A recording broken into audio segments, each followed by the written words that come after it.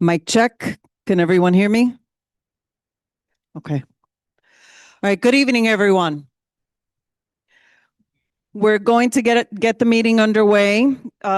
Today's date is Thursday, May 28th, 2026. It is now 7 p.m. This is the public hearing and full board meeting of Bronx Community Board 11. Let us begin with the Pledge of Allegiance. Do we have a flag? Okay. Pledge of Allegiance. Please rise in a way that is meaningful to you. I pledge allegiance to the flag of the United States of America and to the republic for which it stands, one nation, under God, indivisible, with liberty and justice for all. Moment of silence for our fallen first responders and medical and military service personnel, and for those suffering throughout the world.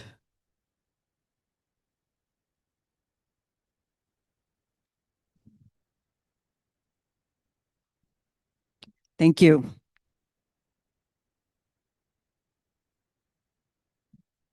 If you can silence your phones for the meeting, I'd appreciate it, if at all possible.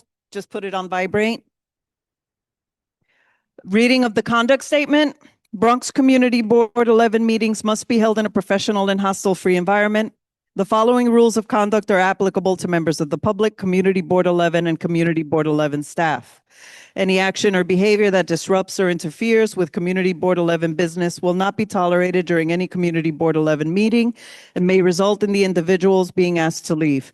If the action or behavior continues, this may be considered disturbing the peace and the appropriate authorities may be summoned.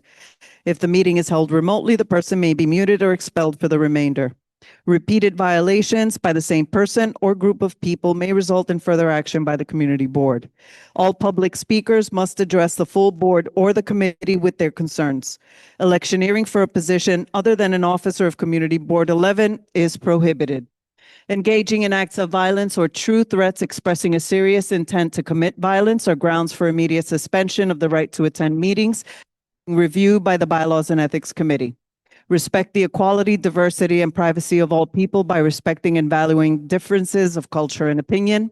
Abstain from all forms of harassment by actively discouraging it. Moving on to the public hearing. Do we have a quorum yet? We don't need it. Okay, so we'll just start with the public hearing portion and then we'll do our roll call and continue with the meeting. So where is? Yes, but I think Carpenter were public hearing? Okay. Okay. All right, so our first speaker for the public hearing portion of the meeting is Ronald Colangelo.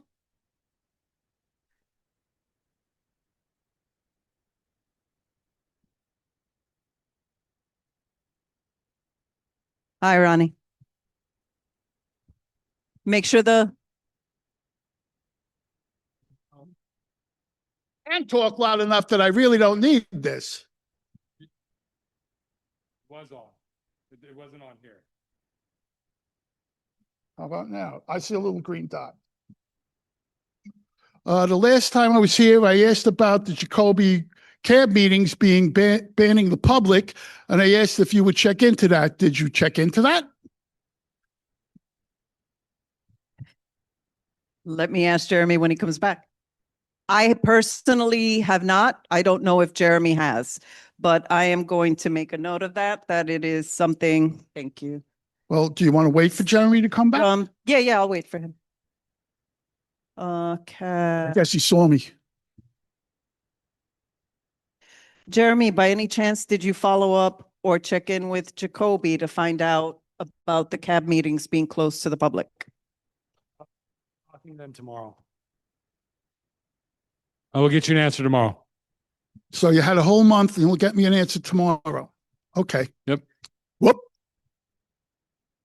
And this is why people say you guys you had members quit and put nasty articles in the Bronx Times about how you guys are ineffective. And this is what he must have meant. Thank you, Ronnie. Miguel Torres from NYC DCC. Good evening, everybody. How's everybody doing? My name is Miguel Torres. I'm a business agent, council representative for the New York City District Council of Carpenters. We represent 17,000 union workers, and I'm speaking about Montefiore Hospital, a new building at 2600 Morris Park. All right? All right. I just wrote a little speech. got 2 minutes. I got 2 minutes, so I'm gonna give you my 2 minutes. Give me the address again. You were 2600 Morris Park. Okay? My name is Miguel Torres, and I'm here speaking for the working construction men and women of the city and for the thousands of our members who live right here in the Bronx. Montefiore is asking the community to trust them again as they move forward with this advanced care pavilion in Morris Park, a 20-story project, roughly 2.1 million gross square feet with 420 high acuity beds, a large emergency department, and about 800 parking spaces. That is a massive, massive project. And with a job this big, the people of the Bronx have the right to ask one basic question. Are you going to build it with contractors that respect working people, or are you going to do it with what you've done before and hand the work to the lowest bidder, paying bottom of the barrel wages? Let's be honest about who Montefiore is. There are not some little neighborhood outfit barely scraping by. Public filings show Montefiore Health System reported about $1.6 billion in total assets in his latest filing, with roughly $636.8 million in net assets. Montefiore Medical Center, the flagship hospital entity, reported about $4.99 billion in total assets in 24. The system says it is made up of 10 hospitals and more than 200 outpatient sites. So no, they are not small. They are a major regional health system with a giant footprint, a giant balance sheet, and an enormous leverage when they choose to use it. And while they cry poor when it comes to construction standards, look at what they pay at the top. Public 990 data shows their senior vice president of operation made about 3.9 million. Peter Semza, senior vice president and executive director of the Moses and Wakefield campuses. Miguel, I'm sorry, I hate to cut you off. Your 2 minutes are up, but I'm going to ask if anyone here has any questions for you. Anybody here? Rich? What's up, Rich? Nice to meet you. Are you looking for a letter from us and some sort of support? We just want the support. We want the community support. So normally for these types of things, we do a letter of support. So you can Okay. request one. We would have to go and talk about it. It would take about 30 days or so, but just wanted to know what formal next steps you wanted from us. We want this job to be 100% union. We want all trades to be good, right? That's all we want, right?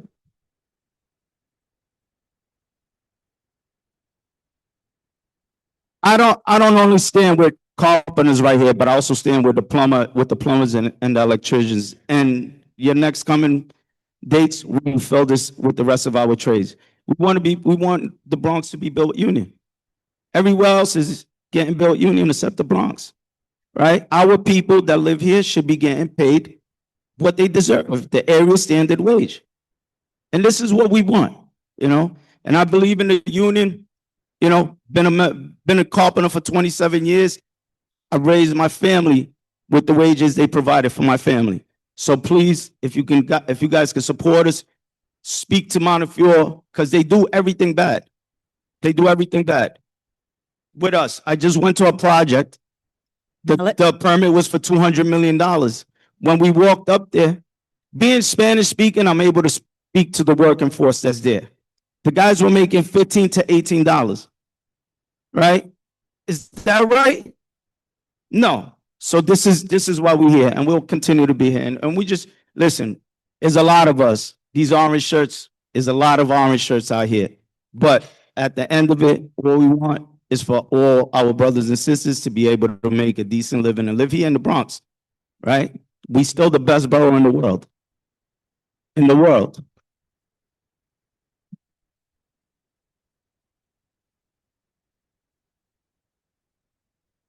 So Alex then Junior, Alex first. Yeah, has your union spoken to Montefiore and what has been their I response? called Mark Crespo the other day and he was unsure where it was gonna go. He said they're not a big hospital and they're not able to, basically what he was trying to tell me was that they can't afford union labor. Yes, Okay, we thank you. have reached out. Junior, is that mic on? Good Hold evening, on. sir. Okay. Good evening, Junior. As ex-BA of Junior, 17, bring it closer so we can hear you. as a ex-BA of Local 79, I will work with the board to make sure that this job go union. Can we clap for this man? Can all the orange shirts here clap for this man? This is why we're here. Right? This is what we want. Junior, this is what union means, right? We stick together, right? And we're old school. We come from the old school where we stuck together every day. Anyone else? We have room for one more. Jackie? Hello, Jackie. How you doing? Hi, Hello. 71 DC 37. Let's go. Exactly. Let's go. Jackie, bring it closer. Huh? Bring it closer. Oh, to my, oh, okay. Is there a timeline of when you need support from We us? need it as fast as possible, right? Construction, today, we need it yesterday. You know, yesterday is when we need it, you know? What does Montefiore mean? They're a little hospital. That's what we're trying to figure out. That's why I brought all the orange shirts, right? Because I want them to hear. Now, I represent, I'm the business agent and I'm the organizer in the Bronx, right? So I have to answer to all these guys when they see their city being built and it's built all non-union, right? So that's, you know, so I want to bring them here, let them see for themselves what we got to go through to just make one project union, right? So this is what we here. We just need your support. If you could back us, we 100% with you. We'd love to see all the union members on the board. I mean, listen, America was built with unions. You know, today we send our kids to colleges, they come out of debt. That kid that goes and gets into a trade comes out making 6 figures, no debt, right? So we punish our children for being smart, right? But this is what America should be built. America should always be union. Hands down. Okay. So Miguel, procedurally, I can't make a motion right now for Mhm. anything. No one here get can it. make a motion I right get it. now at this moment. It would have to happen later on in the meeting. Okay. And this is assuming someone makes the motion and it's seconded. However, I want your number, Yes. number one, so if you can add it here to the sheet. Yes, ma'am. If you wouldn't mind emailing me your statement, since I Anything you didn't want, get as long as you tired. can help us. And we will follow up with you and your crew. You're talking to 1199, 20 years, Beautiful. getting committee members, so, Beautiful. you know. My mother-in-law, my aunts, cousins, 1199. We're union made.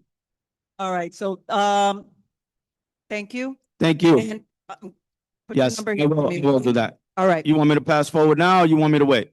All right. Thank you. Thank you. Thank you. The Thank Bronx. you. We are the Bronx. We are the best borough in the city. All right. Love you guys and thank you. All right. Next up is Afua Fullwood. Fullwood? Fullwood? All right, good afternoon. As in prayer. Sorry. Evening. Good evening. I stand corrected. As in prayer, I first want to thank you so much for the support that you've given me. 1 second, please. Okay. First of all, I want to thank you for the support that you've given me and the residents of Herring Avenue between Gun Hill Road and Burke Avenue with the rodent situation. Much appreciated. Special thanks to the police department, special thanks to the Department of Sanitation that followed through. I really saw that being engaged in the community is very important. Second, I have to say, I don't know what CAB is. When he mentioned something about CAB, what is CAB? The Community Advisory Board? Got it. The concern that I continue to have as it relates to Herring Avenue is the garbage that is collected in the of opening a restaurant. I believe that's Sonic. It replaced the Royal Coach Diner. I don't believe I've ever in my 71 years seen a business operating at the same time that they're undergoing construction and the dumpsters are full. As an attorney, it just seems like that has to be some kind of a health code violation. So I would ask you to really look into what's going on with this new restaurant that's opened up there, and also the Department of Sanitation to really take a look at their failure to clean the sidewalk and inside the fence, which borders my home. My parents both were New York City workers. I just want to say that I too support the union. I don't understand in this time and age with inflation why anyone would want to shortcut workers, because everybody needs every dime they can get who's not a millionaire or billionaire. So I co-sign with the union. Thank you so much. Thank you.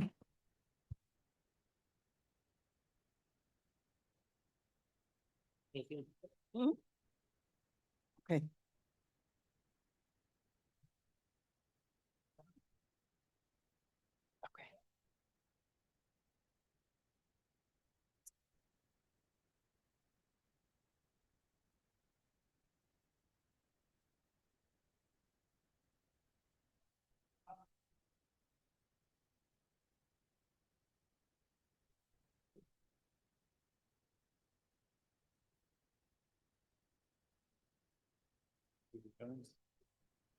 All right, so hello. So let's go through attendance so we know who's here and who's not, and make sure I got it right. So Cynthia Rodriguez in person, Rich Reynoso in person, or was, he's coming back, I'm assuming. Hazel, excused, Harry excused, Ryan Barthel in person, Stephanie Bonilla, absent till further notice. Patrizia Cambria in person, Junior Campbell in person, Stacey Ann De Leon. Yep. Alex Elfson in person, Moshe Fuchs excused, Kenneth Galnick remote, D1 Jones remote, Deborah Kowalik in person, David Levitt in person, Juan Luciano in person, Jackie Lutnick in person, Damaj Nasser in person, Herbert Norat excused, Myra Nunez in person, Naomi Pemberton in person, Shred Hannand, he might have called out. Oh, he's here? Okay. Juanita Randall in person, Joanne Rubino excused, Oral Selkridge in person, Abdul Shahid in person. I know some of you don't have your name stands because I was told you weren't going to be here tonight. Lisa Soto is running late. Christina Stevens in person, Dear Taylor in person, Joseph Thompson absent, Sandra Unger in person despite being injured. Lisa Valella, I assume, is online, but I don't know. If you're a board member and you're online, you need to rename yourself. And you need to have a camera on to count towards quorum. Janice Walcott, absent. Dwayne Williams in person. Jeanette Wilson in person. That means 22 people are in person. Total of 26 person online. We have a quorum. That Rich is back. But you would count him. Yeah. All right. So moving on to the gallery session.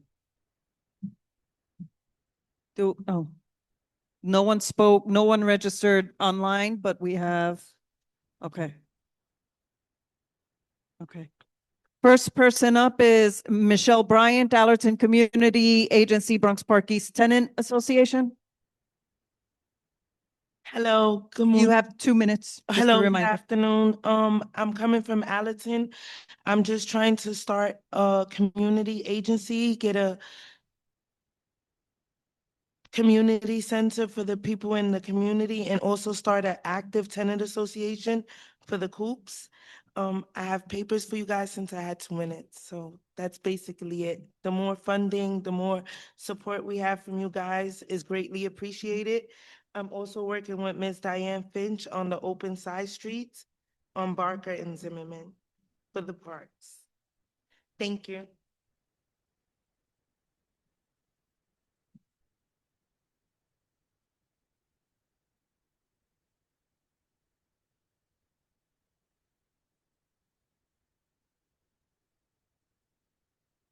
Diana Finch. Oh, wait, 1 second. I'm sorry. Does anyone have questions for Michelle Bryant? Naomi? Can you turn on Naomi's mic, please? Yes, I can hear you. Is the light on? Is the light on?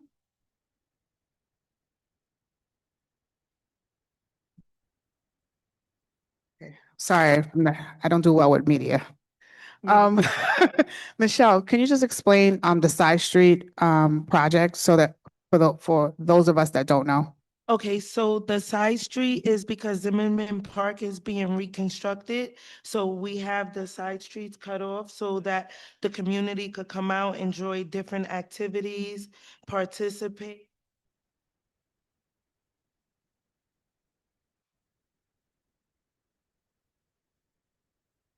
Just to engage, have fellowship, just something to do since the park is closed. We'll have different activities, vendors, just different stuff for the community. So since we have nothing. Sorry, Thank you. can you say it again? I accidentally turned your mic, cut your mic off, thinking I didn't need to. Sorry.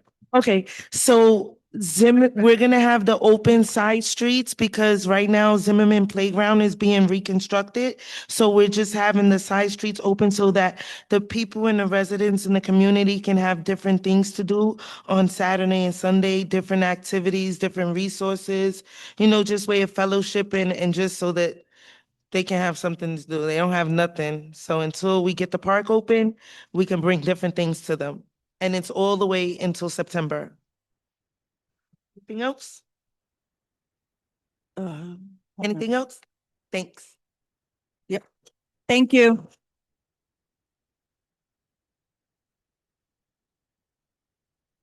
Next is Diana Finch. Hello, everyone. A little more on the open street.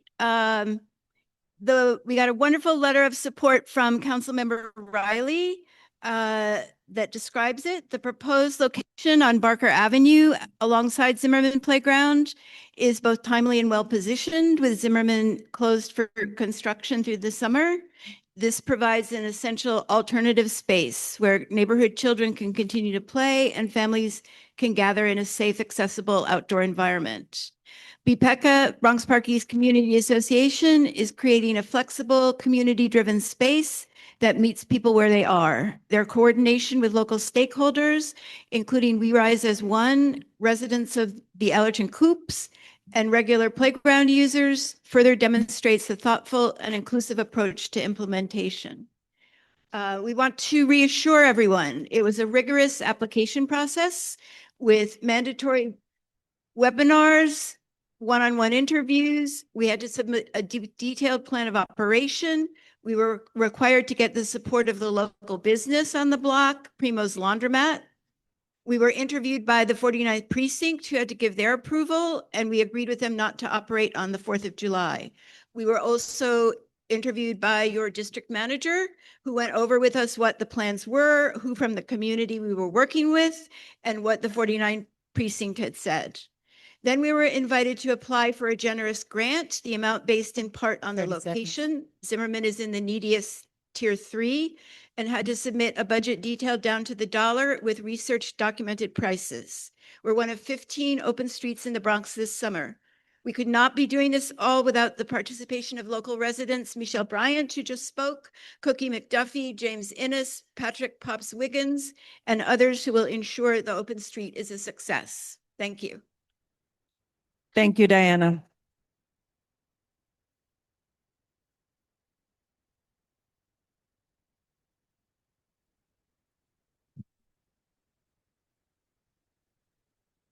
John Doyle is next. No, this one.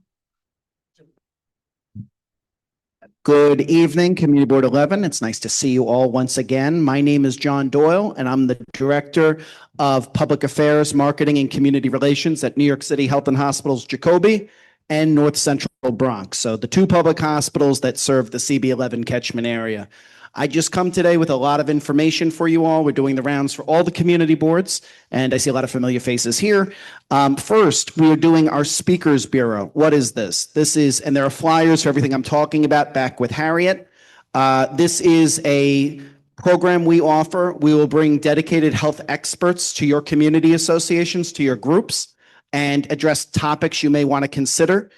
Recently, we were in the Morris Park Community Association doing a Narcan and addiction training. We also went to the Allerton Avenue Homeowners Senior Group, where we spoke about colorectal cancer. And we do a lot through our trauma program with the Stop the Bleed program, where we teach you about wound care and tourniquets and things along that nature. We're also reviving our school tours. So if any of you are educators, you can bring your kids, just email me. We can set up a date. We'll bring your kids through Jacobi, through the trauma center, through the hyperbaric chamber. It's very cool. The kids love it.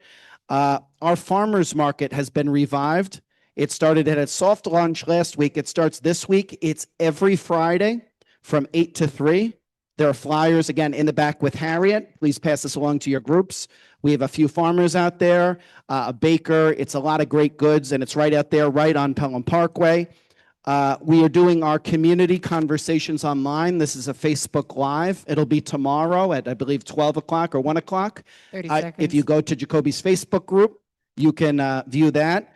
And we've revived our newsletter where you can find out all the good stuff we're doing. Last but certainly not least, I brought stress balls and notebooks for all of you. Some of you might need the stress balls after tonight, so it's a good way of release there.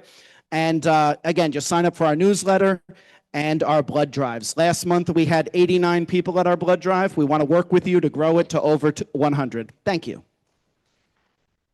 Thank you.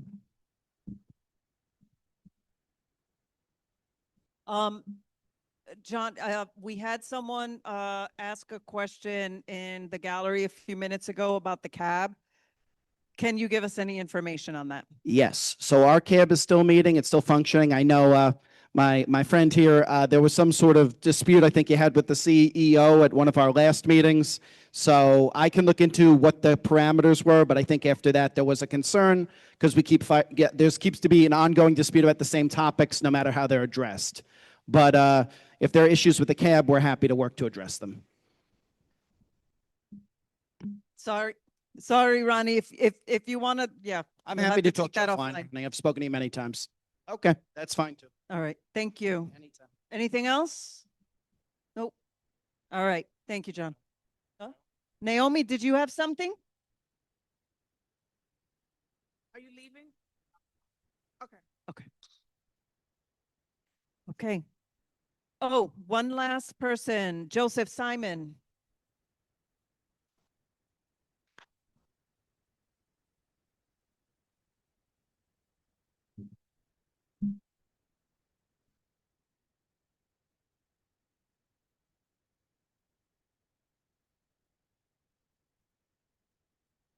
Oh, shit. Good evening, everybody. My name is Joseph Simon. 2 minutes? Oh, wait, 2 minutes. It's gonna be shorter than 2 minutes. You don't Go have to worry ahead. about that. You know, I'm here representing, my carpenters, my brothers and sisters. And I've been a carpenter for 26 years. And as Miguel said, we support, backing us and so we can get everything done right. Union is always right, the right way to do things. You don't get hurt. Everything is 100%. You finish on time. You understand what I'm saying? And it's just something that we have to support. Union for everybody, because it's fair wages. It's the right thing to do. And I would just appreciate the support from everybody that's up here. And we're going to do the right thing if we do get the job. That's what I want to say. Thank you very much.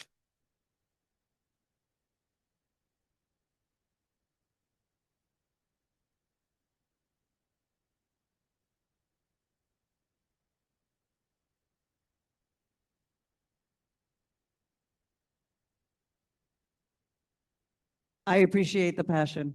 The gallery session is now closed. If you guys want to stick around, I'm only going to ask you to just keep the volume down. And if not, we will follow up with you guys. Thank you for taking the time out. Come visit us again. Have a good night. Be safe.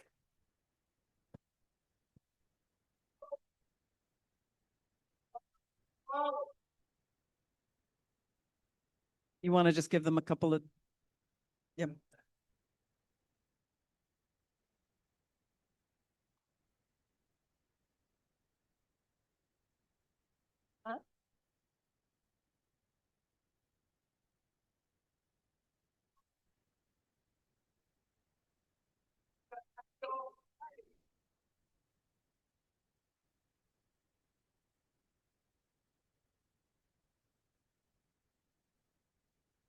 I'm just giving them time so that we can resume.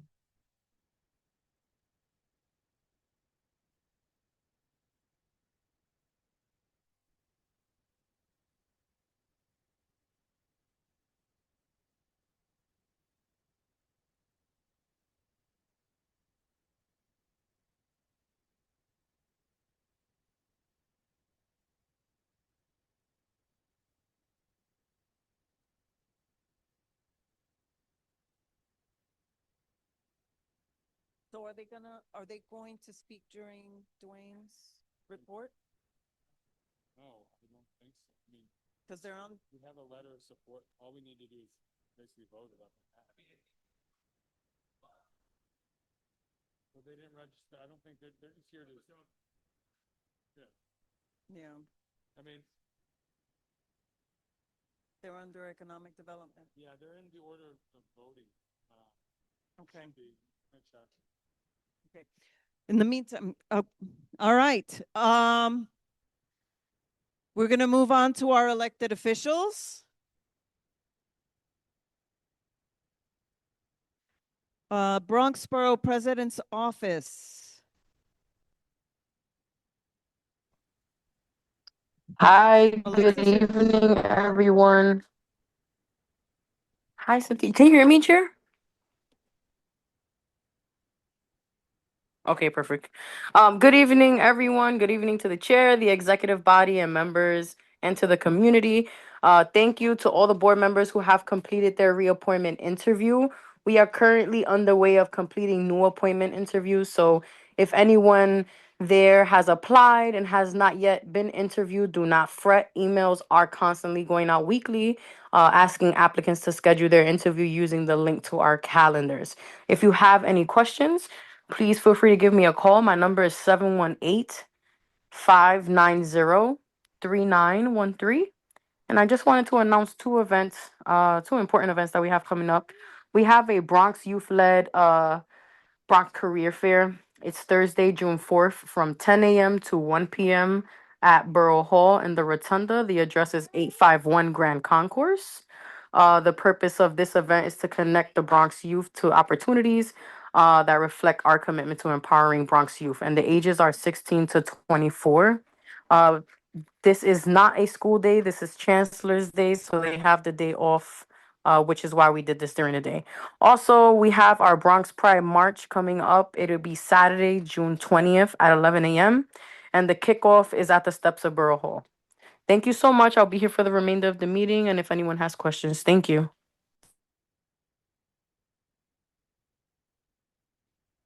Alexis, can you repeat your phone number again? Yes, it is 718-590-3913.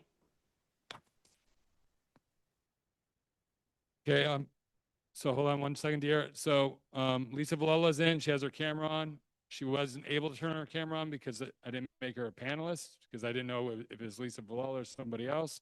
So just remember, if you're joining online, please put in your full name so we know that you're a board member. What mic are you, dear? Okay. What time is that event on June 20th? 11 a.m. Alexis. So kickoff Okay. begins at 11 and we end in the hub around 2 p.m. Okay. Any other questions? All right. Thank you, Alexis. Moving on to Council Member Feliz's office. Dana?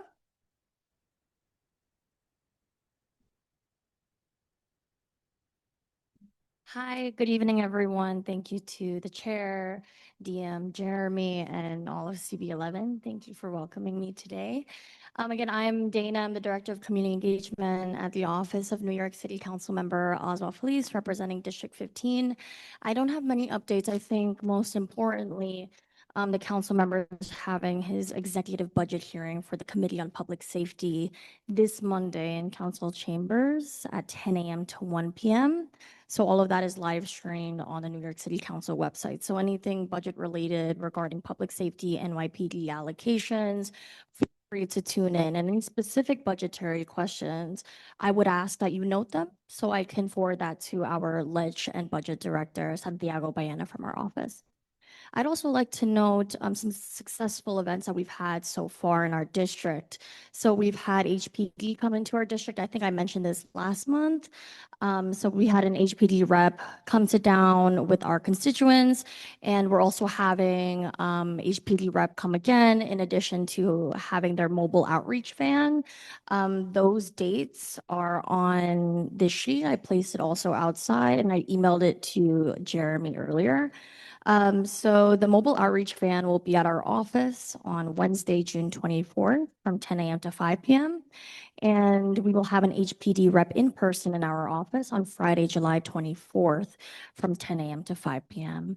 I also want to note that we have a new event, the Valone Veteran Initiative. So a VSO officer will come to our office, sit down with our veterans in our district and provide them services such as health benefits, dependent benefits, home loan, things like that, every fourth Monday of the month. To reach out to me. Thank you. Do we have any questions for Dana? Questions, comments? Okay, Thank you. thank you. Council member Aldabal's office.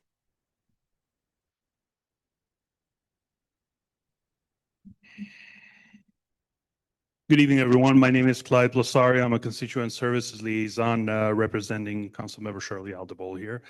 Our office has partnered with VFW and City Councilmember Valone's Veterans Initiative to bring a highly trained seasoned veteran who will be helping other veterans every third Friday of every month in our office. Please do call our office in order to make an appointment if you're a veteran and need the assistance. In addition, ACE continues to ramp up its incredible job at clean up the community. Done an incredible job lately. They addressed graffiti that was on the right side of the Peace Plaza, located by Williamsbridge Road and Pelham Parkway. And in 24 hours, they got rid of that graffiti. Graffiti is one of these issues that we will be addressing actively in our community as time goes by. In addition, ACE conducted a cleanup on 515 and Edison Byrne Avenue, and ACE also did another cleanup on 518 Hubbard Avenue. Westminster Avenue corridor is being addressed every single day by ACE in regards to its cleaning and being maintained. Wanted to also thank the 45th and 49th precinct for their concerns and addressing safety issues in the community and doing a good job at that. In particular, I'd like to thank the cops of the month that receive a citation every single month from our office. In addition, I'd like to express that our office is one of the most pro-union offices you can possibly imagine. We stand in full solidarity. We stand in full solidarity with every union you can possibly imagine. Councilmember Aldabol, she was a former executive of a union, and again, even though this is not an official answer, I'd like to say that there's absolutely no reason as to why we're not pro these guys. Thank you. Do we have any questions or comments for Councilmember Aldabal's office? Patrizia. Good evening. I was walking down Rhinelander Avenue and I passed St. Clair's, and right in front of the school, someone wrote graffiti on the floor. Well, not wrote, drew a graphic photo of, I'm not even going to say what it is, in front of the school. And in front of the church, the same thing, but smaller, in a smaller version. So I don't know if your office was called to your attention to this, but this is what I saw today when I was walking. So good question. No, no one has brought that to our attention. Thank you for bringing it to my attention now. We would appreciate every single concern. Right, because it's to a be religious establishment, and really, there are cameras around. I'm sure the principal knows, but something should be done about it. I mean, cleared off, because little kids go to school there, and to see that is terrible. So yeah, that's a reasonable concern. It's a Yeah. logical concern to be addressed immediately.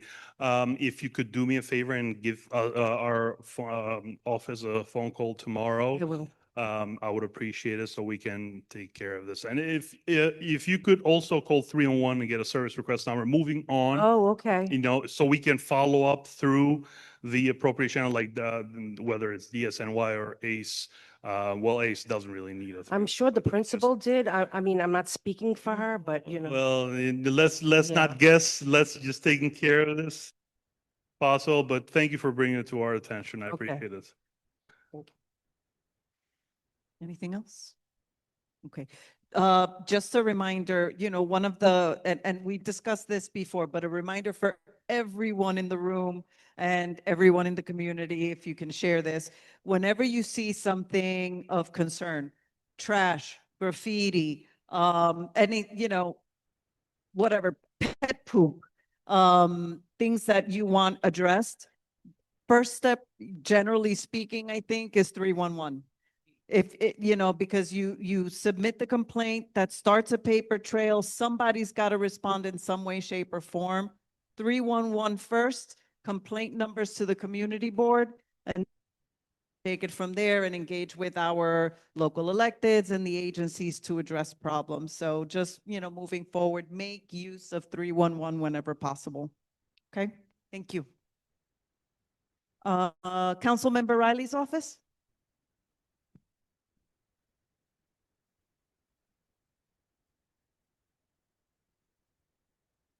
Hello, everyone. Good afternoon. My name is Kevon Bolt. I am the community liaison for Councilmember Kevin Riley. Just a few upcoming events that I would like to share with you guys. Saturday, June 6th, we have a doubleheader. We will be kicking off the day with our 5K Steps for Change. Check-in will be at 9:30 at the YMCA. Following that, at 1 o'clock, we will be at Seton Falls Park with our Family Day. Please show up to that. Lots of fun for the kids and the community. Few weeks after that, June 27th, we will be kicking off our Movies Under the Stars series, starting June 27th at Seton Falls Tennis Court. At 7:30, we'll be showing Zootopia. You guys can also show up to that. It's a good movie, I believe. Just bring your popcorns, your blankets, and your chairs. Any questions? Any questions? All right. Thank you, guys. Have a good night. Kevon, just one editorial. I just want to thank the council member's office for the support with the open street. I understand that your office was very, very helpful and supportive in that respect. Yeah, And of so course. thank you for that. You're welcome. You're welcome, guys.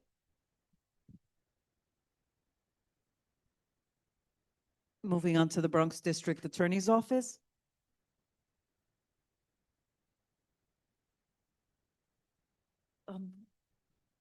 We don't have anyone from the Bronx. Oh. Oh, okay. Hi, Nina. Good evening. Can you hear me? Yes. All right, perfect. Thank you so much, Cynthia. Good evening, everyone. Nina Norwood, Bronx District Attorney's Office. I do have one announcement of an event that we have coming up. We're excited to share that the Bronx District Attorney will be hosting our second gun violence prevention beautification project. That's going to be Friday, June 5th. That is in recognition of the 13th annual National Gun Violence Awareness Day. That's going to be from 12 p.m. to 3 p.m. at Beam Morris Garden. That's 2096 Morris Avenue. This meaningful event will bring community members together to clean and plant orange flowers in honor of those we've lost to senseless gun violence in the 46th precinct area.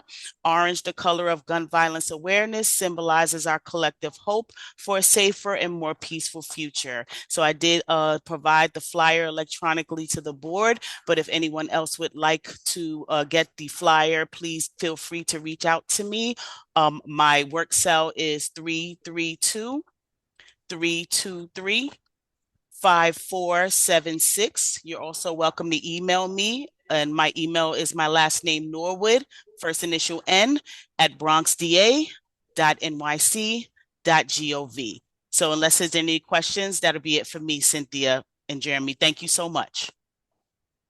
Thank you. Do we have anything for the Office of the District Attorney?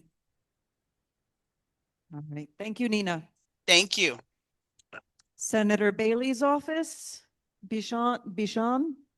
Yes, good evening, everybody. My name is Bishan Franklin Everson. I am the administrative assistant for Senator Jamal T. Bailey's office at 959 East 233rd Street. A couple events that we have coming up. Next month, June the 27th, we will have our Father's Day event. We have details to follow, but it will more than likely be on the 27th. It will probably be a brunch or luncheon type event. Other than that, this past weekend or the last week, we partnered with the Speaker's office and Kevin Riley's office to do a Mother's Day brunch in Co-op City. Other than that, we have no major events coming up in the next month. I will say that in August, we will have a mammogram event that our office is hosting, with more details of that to come. I know it's early in May, but other than that, I have no other further updates. Okay, thank you. Any questions for Senator Bailey's office? All right, thank you, Bishan. Senator Fernandez's office. Hi, good afternoon, everyone. My name is Tiffany. I'm the Director of Constitutional Services for Senator Fernandez's office. I just wanted to flag some upcoming events that are available to the district as a whole, starting off with our vaccination event for pets. We're partnering with the ACC. This event will be on Saturday, June 6th from 10 to 2 in our district office at 3853 East Tremont Avenue. We do have flyers available, and we usually prefer that constituents sign up via QR code, but definitely call our office at 718-822-2049 if you would like to sign up for this event. Our next event that I want to make sure that everyone's aware of is Flag Day in Throgs Neck, that will be held on Sunday, June 14th from 12 to 5 at the DeRosa Boyle Triangle. That's just an event to celebrate our veterans. And the last one I want to make sure everyone's aware of is the Bronx Town Hall. We're having that at the Huntington Free Library at 9 Westchester Square. That's going to be from 6 to 7:30. Definitely is a perfect event for learning about what the senator has fought for in the budget. And I understand that our office covers such a small portion of Morris Park, pretty much starting from Jacoby Hospital, but she's also either the chair of the Alcoholism Substance Abuse Disorder, or she's a member of a few committees that I know this area finds very interesting, such as cannabis, mental health, insurance. So it's perfect opportunity to learn about what she's fought for in the budget, what she's fought for in past budgets. Definitely, if you need more information about that, call our office at 718-822-2049. Thank you. Thank you. Do we have anything for Senator Fernandez's office? Okay. Moving on to Senator Rivera's office. Good evening, CB11. Can you guys hear me okay? Yes. Great. Sorry, I couldn't attend in person this evening, but I'm happy to be here. First and foremost, we would like to thank Bronx Borough President for her leadership and advocacy in securing investment for greater Morris Park, and the Bronx, in totaling $19.4 million for the community. But if you guys are interested in staying in touch with our office, please feel free to give us a call or to follow our newsletter or social media. You can email me at torrebla@nysenate.gov. I just want to flag that we're still hosting our free housing and immigration clinics with NIMIC each month. So please call our office to make an appointment. If you know someone that needs assistance, feel free to have them call our office. We can redirect them if they're out of district. But I also want to mention that we have this upcoming blood drive in partnership with Fordham University on Wednesday, June 17th from 12 p.m. to 5 p.m. You don't have to make an appointment. Walk-ins are welcome. And then we have our upcoming annual senior health fair in July. So I'll keep you guys posted. I'll bring flyers the next meeting.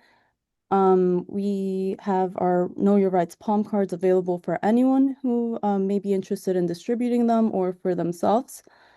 So please stop by our office. And one last thing, I just want to flag that there are changes that will be made to the SNAP benefit program, which will affect many. And that's going to be on June 1st. Yeah, thank you. Thank you. Anything for Senator Rivera's office? All right. There were no other elected officials online or in the room, right?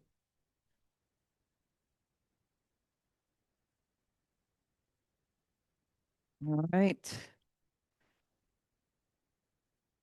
Very well. Moving on to the chair's report. Discussion of motions on the agenda is limited to at most 4 questions or comments by board members. Bylaw proposals. What are we doing here? Bylaw proposal number 1, shortening the name of the Parks, Recreation, Sanitation, and Environmental Protection Committee to Parks, Sanitation, and the Environment. Where's Ryan? No, I just want to make sure Ryan's here. Bylaw proposal, add the following to the end of Article 4, Section 3. Candidates cannot be a nominee for more than 1 open position at any given time. Yes, Rich. Point of order, real quick. When would this bylaw be effective? Correct. If it get, yeah. So June what? I mean, I'm asking. Before the next election? So, yeah, it depends on if it voted on at the next. I mean, Ryan's the bylaws chair, but I don't want to steal his thunder. I don't know if you want to respond or I can respond. It's up to you. But hold on, it's not on for some reason. Is the green light on, Ryan? That'll do it. I would think that it would be a bad idea to modify the rules of an election immediately prior to that election. If it does go through, and we can talk about this at the bylaws meeting in June, but if it does go through, I think that it should not be in effect until after the coming election.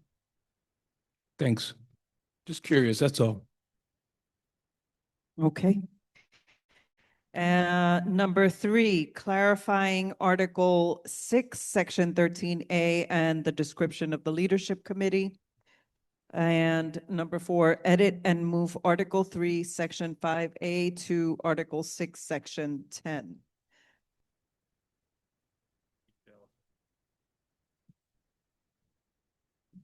Can anyone just give, what are these section, Article 5? I'm sorry, I don't have, the I have it or pulled up if you'd like me those to. sections. Can anyone just give highlights, please? I can't. I couldn't understand that. I have it pulled up. I can address Yeah, it. okay. Yeah. The first one is I think that the description in the agenda is a little bit misleading. It's not the description of the leadership committee. It is, so it addresses, it's about the gallery session, and currently it says, this is actually kind of the chair's report, part A, that the discussion of things or questions and comments are limited to board members, but on a committee, you can have non-board members serve on that committee. So that one clarifies that it's committee members or board members at full board hearings. The other one is the attendance that has been kind of batted back and forth. We discussed it at the last leadership committee. Okay. We discussed it at the last leadership committee, and there were quite a few changes to what was initially submitted, enough that we felt that it needed to be represented. There's a lot to it, but it moves the attendance expectations from the removal proceeding section of the bylaws to the attendance section, the meeting section, and it makes the expectations clearer and a little bit stricter. I don't want to go into all the details. We talked about it at our last meeting, and we'll talk about it at our upcoming meeting, but it's in regards to the attendance expectations that we've been talking about.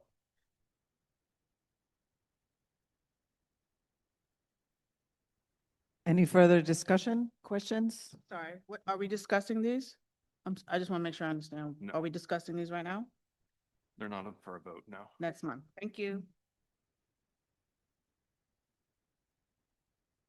Okay, so live streaming our meetings. Maybe everyone got, or I hope everyone had an opportunity to read the email that Jeremy sent about the live streaming of meetings. You know, we've gotten some pushback from some people with regards to the fact that some of our meetings are not being. Reason for that being that Jeremy has been in the process of training the additional staff in the office on how to do this for us, how to do the recordings, how to do the setup, so that it's not Jeremy all day, every day. And as such, you know, there's a learning curve involved, and sometimes, you know, the people are unable to get the live stream going. Jeremy's also had some technological issues from home where maybe his reception is not great and he's unable to live stream the meetings. And so, you know, as Jeremy's email mentioned, we are not obligated to live stream the meetings. So he asked folks for their input on that. So but we're throwing it out there for discussion. So any question, anybody want to say anything? Alex first. If we decide not to live stream every meeting, can we still keep the capability so that committee chairs, if they choose to, can learn how to do it and turn it on for their meetings? Yeah, so as aware, I'm leaving it up to the chair of the committee or the committee as a whole to decide if they want to live stream their meeting or not. I think that's the more sensible thing at this moment, since a majority of you who have responded are against doing it if it's not necessary.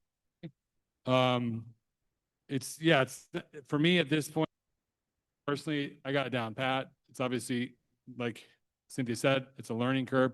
I know you also asked a really good question about how many views there are, like how well utilized is it? I did give you some details. I know another board member asked me, I got to share that with her. Does that answer your question though?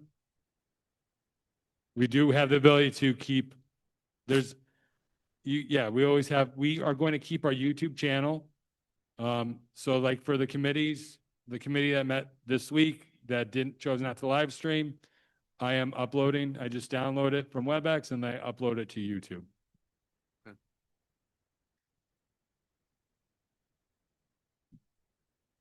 Okay. How many people actually live view it?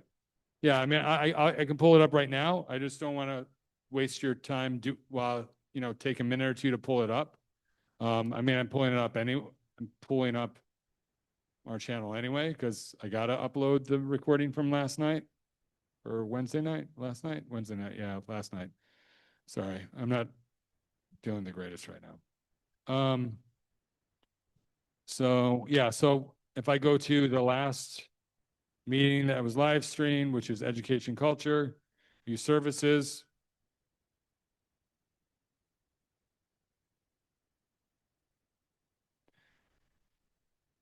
So we have 169 subscribers to our channel.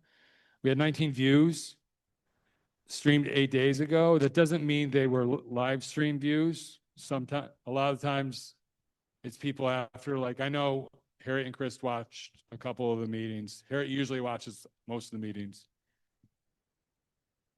Yeah, so I have to I'll log in to see if there's a differentiation. I forget what screenshots I sent you. Yeah. When I get that information versus wasting time here, I send it to everybody. Ryan has. Go ahead, Ryan. And then I think Dwayne had something too. So Ryan, then Dwayne.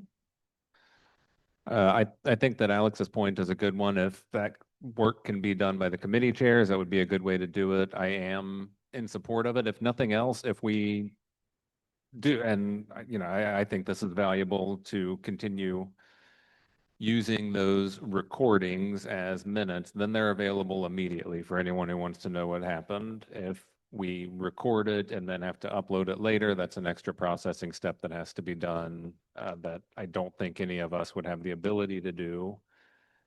And I doubt that there probably are many people who are actually live streaming it. Why would you live stream it when you can just go to the WebEx and actually participate if you so choose?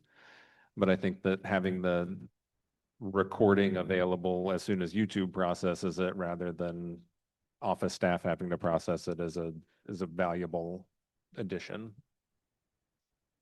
Dwayne? Yes, I have a question for Jeremy. Jeremy, we opted under the Economic Development and Public Safety Committee not to live stream. I'm just curious, did you get any negative feedback in response to us doing that? No, lately we've not gotten any feedback about this issue. We did get feedback maybe a couple weeks ago, general about the intermittent live streaming. I know, what was it, Parks? It took half an hour more. It was unsuccessful. It took 20 minutes for Sandy's committee, but we did get it to go. I mean, again, this is when I'm trying to parse it off, so to speak. So I got nothing yet. Doesn't mean we won't, especially now that you're saying something, doesn't mean we won't get anything. I do want to thank Alex for trying to assist with it. I know there's a lot of people who like to complain, but it's sometimes unusual when somebody's willing to actually try to help, right? So I do appreciate it very much. We were not successful, and there are a few reasons for why we weren't successful, which is what I've been learning when I've been trying to do with staff. You can't use a web browser. You have to actually be logged into WebEx using their app. So there's a few technical hurdles that way. Does that answer your question? Yes, thank you. Now, for clarification, live streaming, that's totally different from WebEx, correct? So, I mean, there shouldn't be an issue of video, recording the video and then eventually putting it up to YouTube. But if you're going to participate, you go on WebEx, you don't need to also additionally live stream to YouTube. So there needs to be a differentiation of the situation there. But they'll still- Yeah, so I'm sorry, that's something I didn't think of with my initial email, thinking people knew the difference. Because a lot of people, does that mean people can't participate? It's completely separate. You can join WebEx, you can join Zoom tonight, and look Tonight, you cannot participate unless you're made a panelist, right? That's why we had that issue with Lisa's camera. The committee meetings, WebEx, it's generally it's wide open. When we do the remote part, so Chris, Harriet, or me, I try to remind them, or I do it. Sometimes we forget. If you're a member of that committee and you're joining online, or if you're at the office, you should be made a minimum co-host, right? So you have the ability to mute everybody else as well. Yeah, so that's the easiest way to describe live streaming. It's like live TV. You can't participate with live TV, right, from your TV or your computer. You just have to sit back and watch it, make your verbal comments, maybe your chat, you can text comments, but that's really what we're talking about on our YouTube channel. So I don't know what the overall response was from the rest of you. My bottom line is this, and this is the conversation I had with Jeremy. I couldn't care less about live streaming. For me, that's not a priority. What is important to me is that if we are not going to live stream, number one, that the recordings are posted ASAP, like the next day, if at all possible, with transcripts. Because if we're going to be using our recordings as our minutes, we should have the transcripts for people who don't want to sit through an entire meeting. I on a regular basis, I cannot go to every single meeting. What do I do when I'm home on my downtime? I catch up on the meetings that I've missed by just going through the transcripts and scanning them, and I'm able to understand what happened at the meeting. So that's my feeling. I don't know what the overall response was. So the people who did respond, we got, we initially had more yays than we finally got, but again, that was because people were confused about what live streaming actually is. So the current tally for those who responded, we got 2 yays in continuing live streaming. I think we got 1 abstention, maybe 2 abstentions. No, 1 abstention. The other person switched, and then 25 nays. Okay. That doesn't mean we stop live streaming. We would actually have to take a public vote, maybe do it next month, hear from the public first. So we can't just categorically, right now it's up to the committee chairs. Rich, and then we'll wrap it up. Question, what committee does that go to? Just curious. Does that if the committee would it be leadership? I would think leadership, because it's a general-wide board issue we're talking, potentially considering, right? Yep. Okay, so we'll continue the discussion. Moving on to reckless driving. Last month, I attended the 49th Precinct Council meeting, and one of the things that came up on the heels of the incident out in Queens with the Ring of Fire and the donuts and all of that, is that when you witness, before this was more of a 311 kind of thing, but since that incident took place, the precinct made it very clear, this is now a 911 issue. So if you see something like that happening, people doing donuts and that sort of thing, 911 is the way to go. So I just wanted to make sure that everyone was aware. We had an excellent walkthrough with New York State DOT on the Sagamore Street project. I just wanted to share that with everyone. New York State DOT and Parks Department took everyone's, feedback from the community, from the News 12, coverage.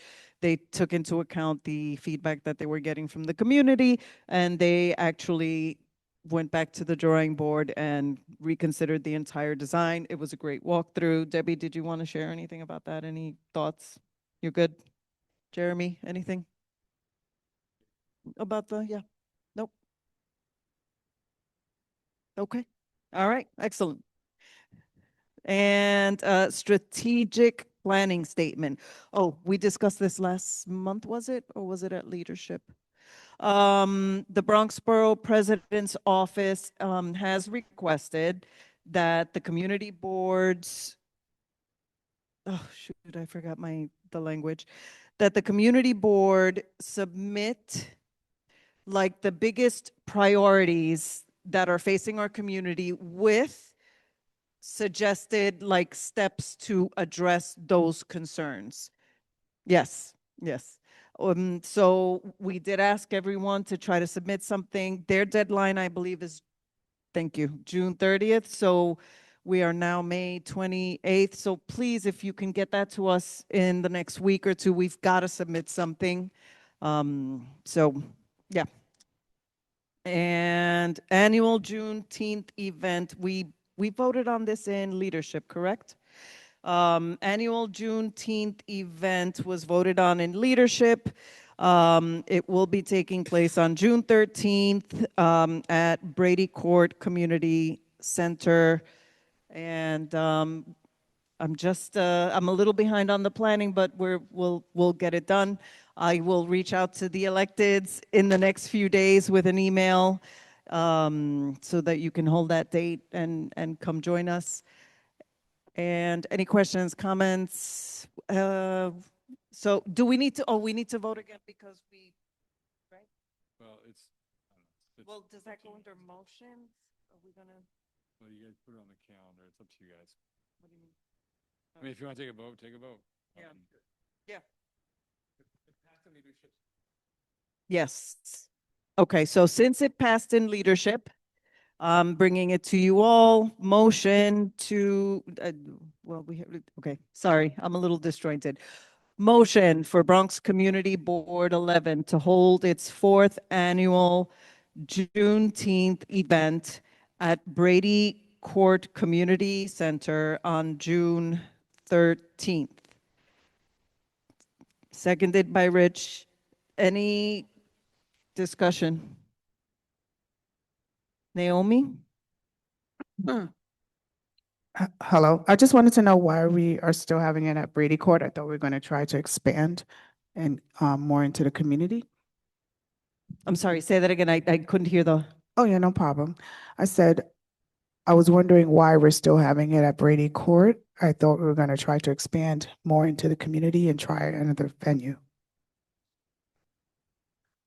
Oh, I don't have an answer. Just, I guess, because that's where we've always done it. The community expects it there. Ryan?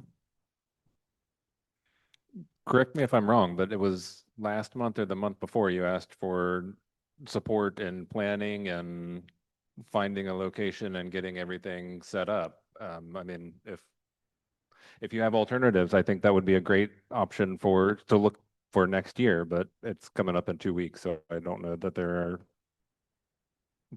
likely alternatives for this year. Thank you. There was something over here. Jeanette? Not yet? Okay, Jeanette will be abstaining. She's putting that on record. Recusing, that's right. Okay, anything else? All right, so calling the question, any abstentions on the vote? We have Jeanette Wilson is recusing or abstaining? With the microphone.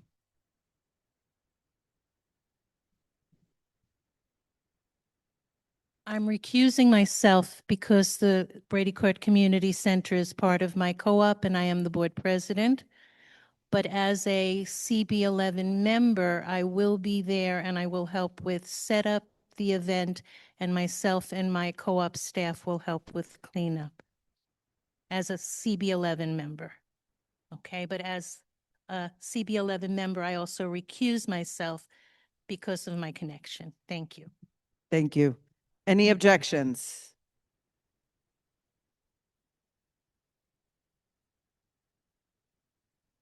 Naomi? Yes. Yes, I object.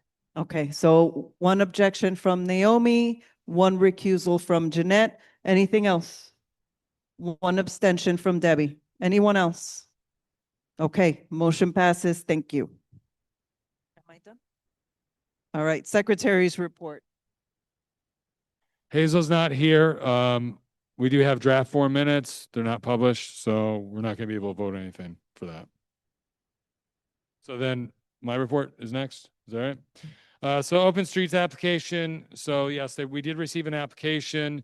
Cynthia, Chris, Harriet, and me. And I remember speaking to the applicant. I did speak to DOT about it. I maybe spoke to a member of the Transportation Committee about it. I think I did. And we fully meant to send it out. We completely forgot.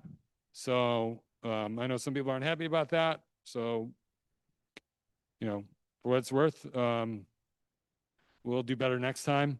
And let's see, streets, DSC minutes. We do have drafts. I know Harry's working on the latest drafts. I could always use some prodding. It helps to know when somebody's actually interested in reading this stuff or does actually read this stuff. So feedback is always helpful. And then I do also want to take a moment to thank the members who proved many of you wrong. Many people told me when I suggested, hey, why don't we get shirts so people know who we are, who the board members are when they sit at these tables or come to these meetings. I was told, oh, nobody's going to wear that. Okay, so tonight we have, besides myself, we have Oral, Junior, Cynthia, Dier, Debbie, Sandy, Abdus, Ryan, Patrizia, and Christina for wearing their shirts. I thank you very much. And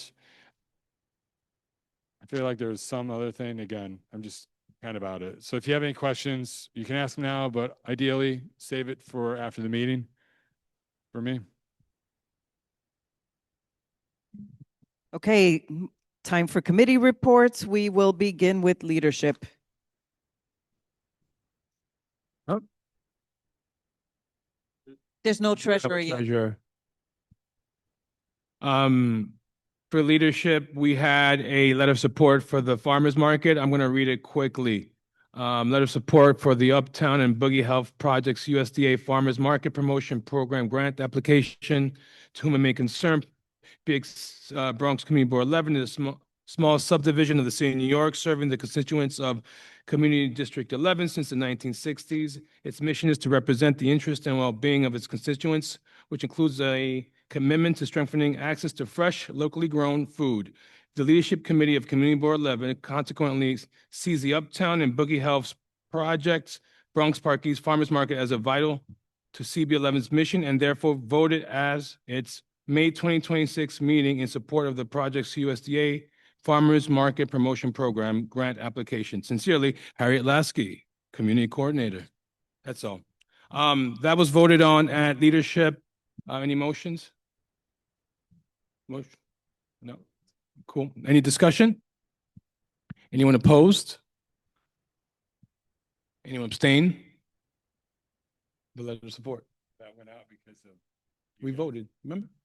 That's what you did. Yeah, you guys voted to send that out last Friday, so it's already been out. So you Okay. can vote on it, but it's. I mean, for the record, but anyway, so I'm gonna go. Anyone opposed? Anyone for? All right, I'm gonna say the no nays for the yays. All right, thank you, everyone. That's all for leadership. Nominating and elections. Yeah, today, we're having the vote, the voting for treasurer today, but there are the nominations and for the elections of chair, vice chair, treasurer, and secretary. The other one that's being voted on for today is treasurer. Chair, vice chair, and secretary are next month.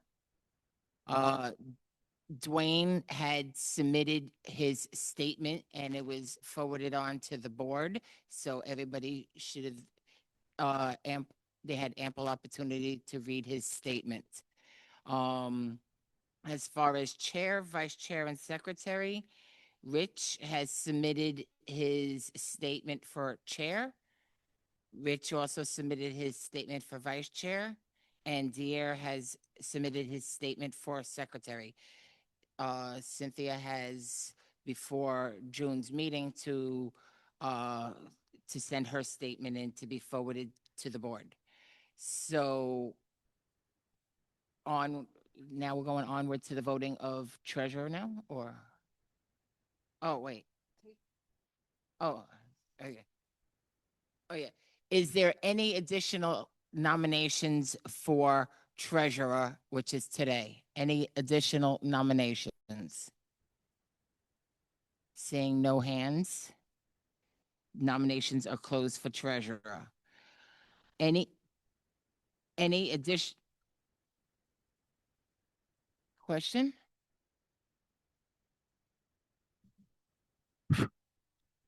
I think we have a nomination the last meeting, right? We're gonna be election today, Yeah, there's gonna be election today for treasurer. but only treasurer. Only treasurer.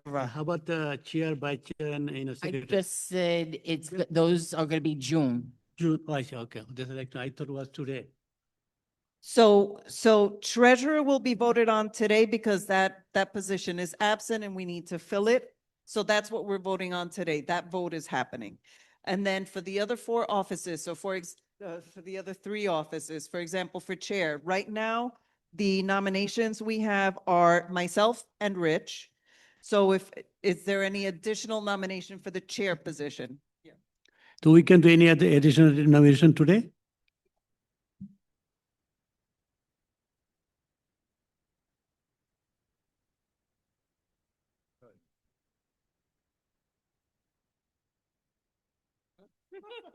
So just remember, it's a special election for treasurer because that seat was held by Veronica, who was, her term didn't end until next year.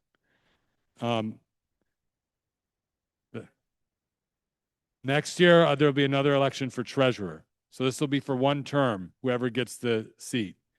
All right, it's a special election. That's why nominations were done last month, this month, and the election tonight, because that's how our bylaws state. It has to be filled by the 2nd meeting. And then the normal election for chair, vice chair, and secretary is next month. That's why it's next month. Yeah, the 5 different positions are on different cycles. Vice chair, chair, and secretary are on even year cycle. Treasurer and sergeant of arms are on odd year schedules. Veronica's early departure of the community board had made the early vacancy of the treasurer's position. Yes, because if people would have let me continue to speak, I would have gotten there. So, okay, back to the initial question. Are there any additional nominations for treasurer, which is today? Seeing no hands raised, nominations for treasurer is closed.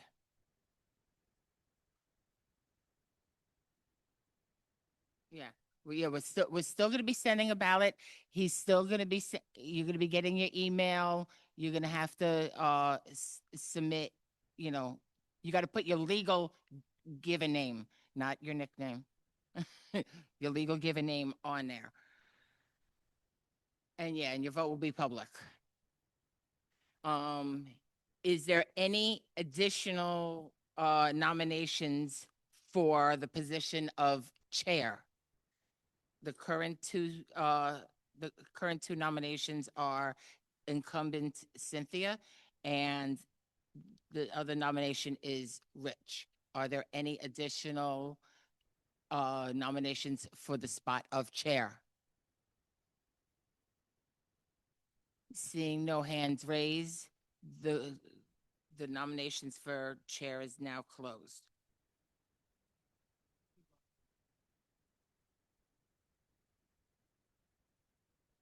No. So for a normal scheduled election, yep.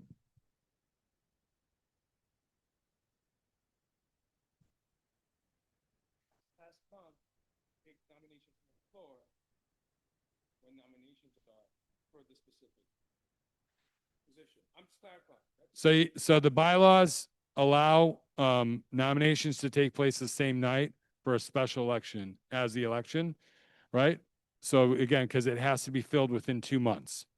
Under normal scheduled, this is according to our bylaws, under a normal scheduled election for chair, after tonight, there are no further nominations allowed. It's only in the months of April and May that they are allowed. And they have to accept Whoever, if anybody else gets nominated for any other position tonight, they have to accept within 10, they have to submit. If they don't verbally accept the nomination here, if they're not here, for example, they have to submit in writing within 10 business days. Or 10 days, business days, one of the two, 10 days. So this is the final call for any of these three positions is tonight.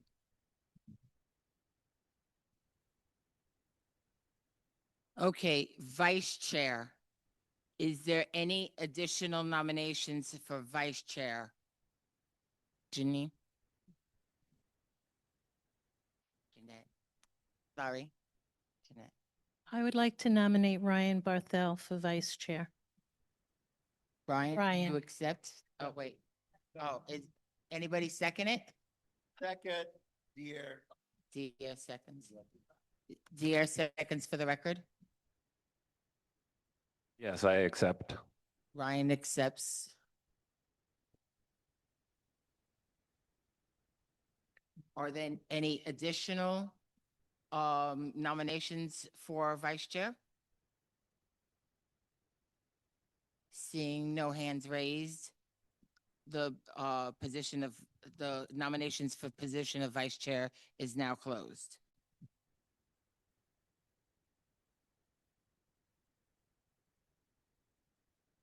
So the current standards right now is Dwayne for treasurer, Cynthia and Rich for chair, Rich and Ryan for vice chair. Now I'm moving on to secretary. Now the nominations now for secretary are now open. The current, I did mention that Rich did submit his statement. Secretary, the current nominated is Dia Taylor. Are there any other nominations for secretary?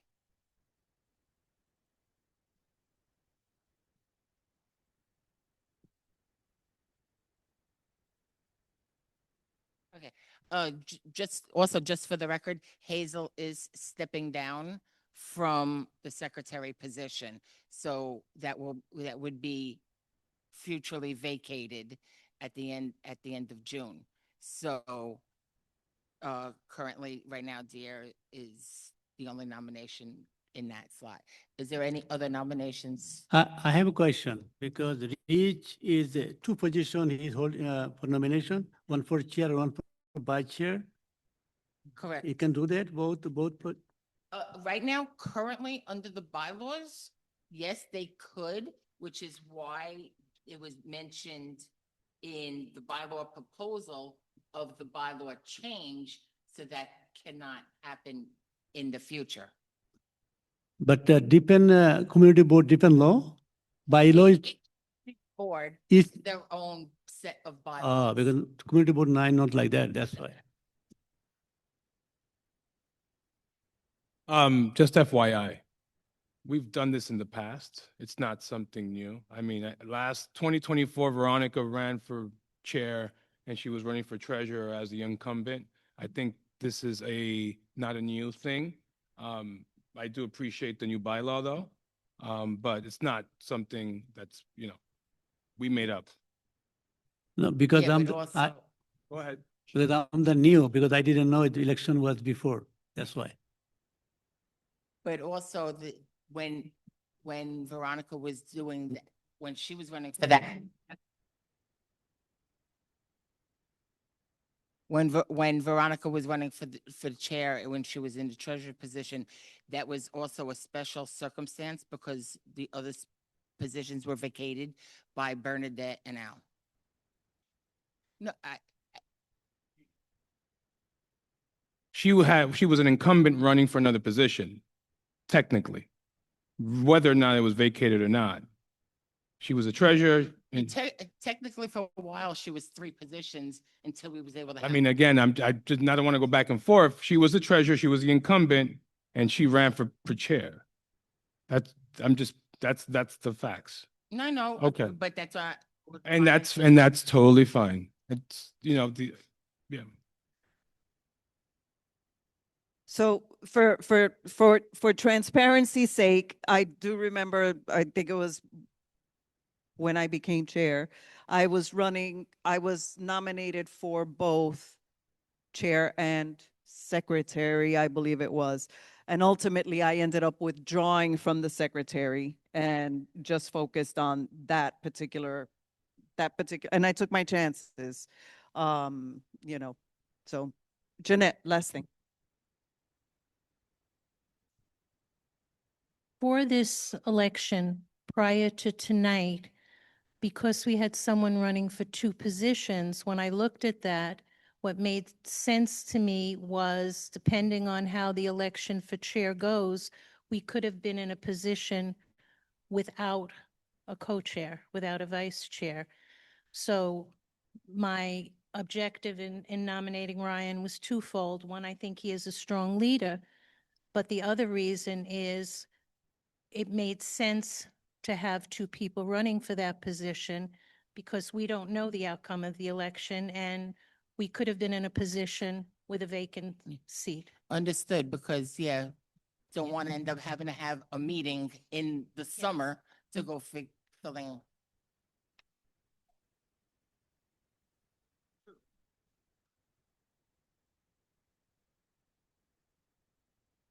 I think there's nothing in the bylaws also preventing anybody from winning both positions and actually filling both positions. Right? Is there or isn't there? I don't remember. We talked about this earlier.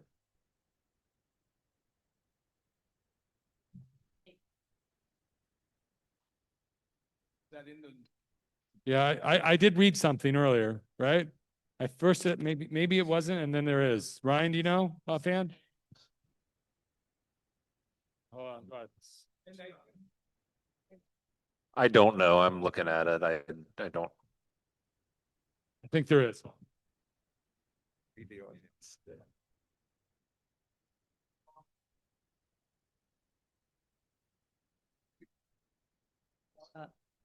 Okay. So, yeah. In the meantime, right. Yeah. So seeing no other, are there any other nominations for secretary? Seeing no hands for secretary, the nominations are now closed for secretary.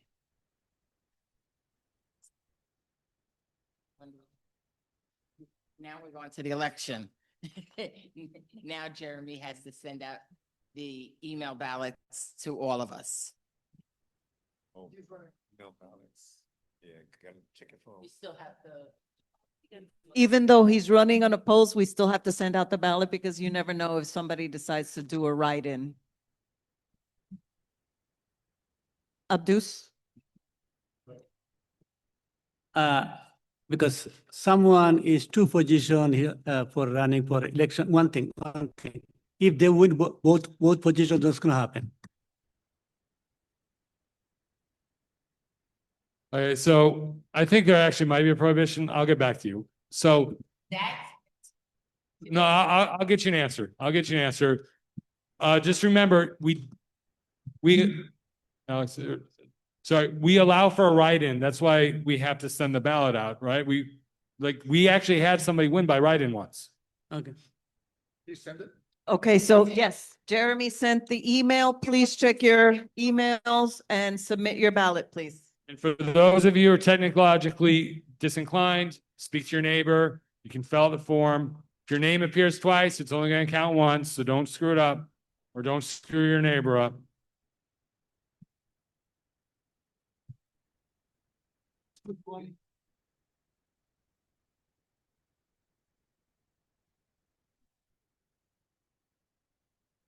Yeah, ballot is here.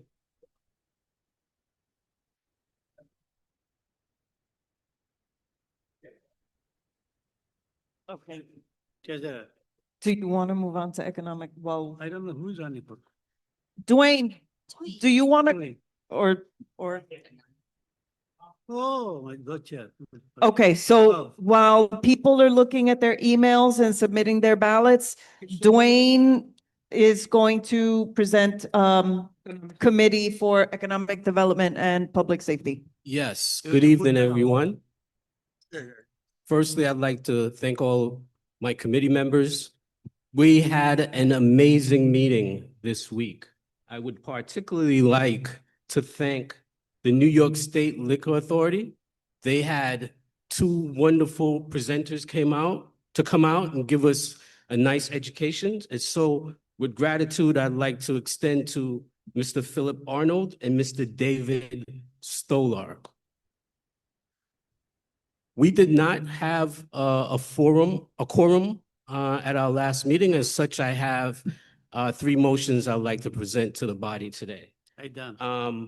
Firstly, especially our friends from the Cross County Savings Bank. Jeremy, if it's okay, I would like to invite them to the mic. If permissible, because we'd like to discuss a letter of support for them. It's up to the board. I mean, the letter's there. I don't know if they really need to speak. Excellent. As such, It's up to you guys. It's not up to me. I'll move a motion to offer a letter of support on behalf of the Cross County Savings Bank. I second that. Thank you. Stacy. Discussion. Anything to discuss? Hearing none.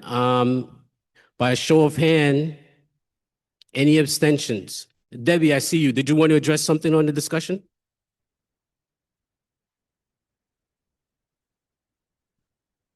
I missed. What is the bank needing a letter of support for? So Al, if it's okay, if you could join us at the mic, you will help present your request directly to the board.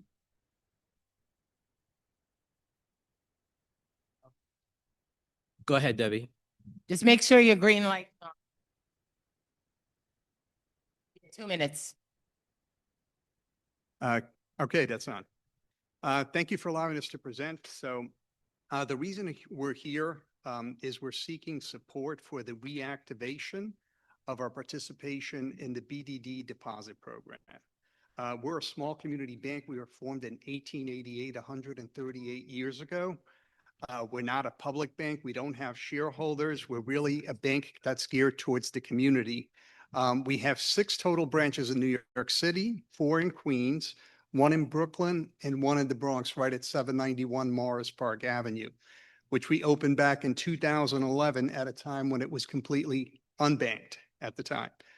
So we were involved in getting BDD designation for the Van Nest area. We have a lot of different programs that are geared towards the community, a lot of community initiatives that Al can speak on, and a lot of different deposit products. What we're seeking to do now is basically have your support so that we can participate in the deposit program and expand some of our efforts to the community. So Al, if you want to just tell them some of the efforts. Thank you, Andrew. Good evening, everybody. So some of the things that we do at Cross County, we're strictly a community bank. Just to name a couple of things, we give out turkeys at the holidays to the community.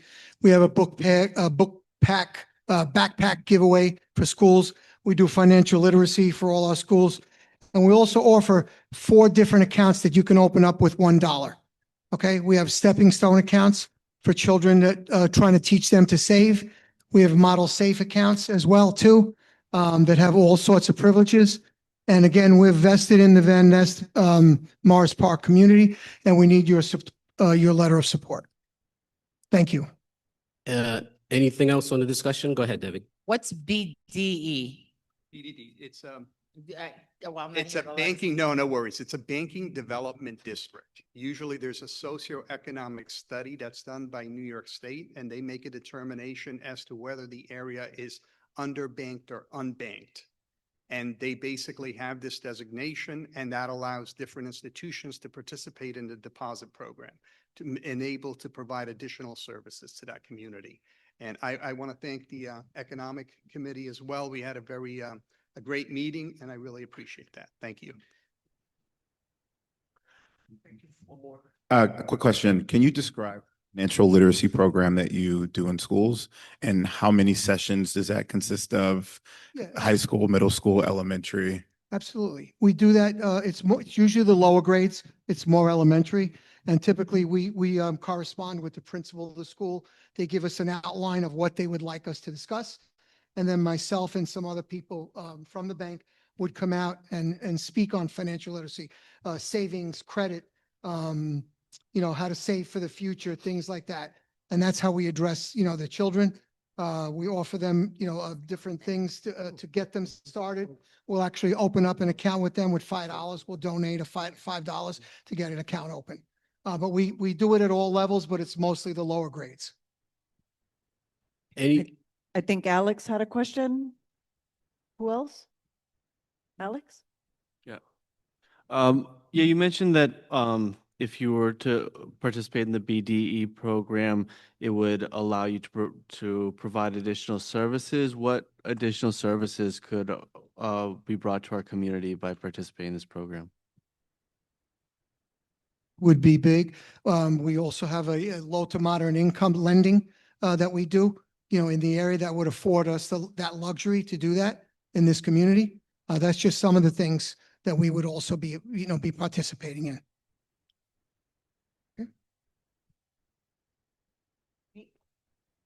So because of all these, you want to be a part of this BDE, will the community have a say in terms of what programs you bring as well?